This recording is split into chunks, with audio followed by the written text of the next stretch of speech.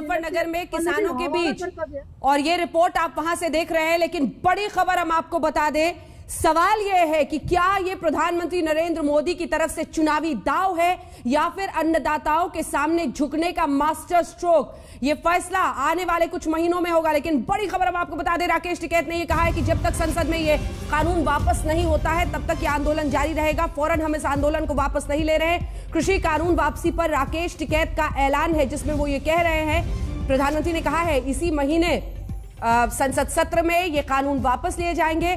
लेकिन राकेश टिकैत का ये कहना है कि हम संसद में जब ये कानून वापस ले लिए जाएंगे उसके बाद ही अपने आंदोलन के वापस खींचने का ऐलान करेंगे। यानी प्रधानमंत्री के ये बोल और ये शब्द पर वो अभी विश्वास नहीं करना चाहते हैं, वो संसद सत्र तक रुकना चाहते हैं। योगेंद्र यादव हमारे साथ इस वक्त फोन पर जुड़ रहे हैं। योगेंद्र जी, कृषि कानून वापसी पर जो प्रधानमंत्री का ये ऐलान है उसको किस तरह से देख रहे हैं आप? क्या ये चुनावी दांव है या फिर अन्नदाताओं के सामने झुकने का मास्टर स्ट्रोक?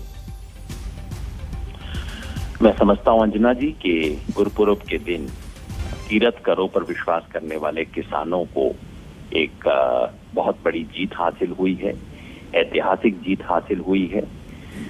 उस सरकार के सामने जिसने कह रखा था कि सही हो गलत हो हम तो पीछे हटते नहीं हैं, अहंकार का सर झुका है, सच की जीत हुई है। खास तौर पे उसलिए क्योंकि सरकार ने न तो संविधान की भाषा सुनी, न सरकार ने कानून की भाषा सुनी। जब हमने अर्थशास्त्र की बात की वो नहीं सुनी, सरकार ने इंसानियत की बात नहीं सुनी। अंत में जब बात हुई वो चुनाव की थी। सरकार को शायद समझ आ गया कि इस देश में किसान का महत्व है, किसान की आवाज में दम है, उनको नजरअंदाज नहीं किया जा सकता। और सरकार ने अंततः कुर्सी, सत्ता, वोट और चुनाव की भाषा सुनी, जो एकमात्र भाषा वो सुनते हैं। लेकिन लोकतंत्र में ये कोई बुरी बात नहीं है। कम से कम इसी तरीके से यदि किसान अपनी बात दर्ज करवा सकते हैं तो लोकतंत्र में ये एक तरीका है। लेकिन मैं यहाँ याद दिलाना चाहता हूँ अंजना जी कि हमारी जो दो प्रमुख बातें थी उनमें से केवल एक अभी मानी गई है।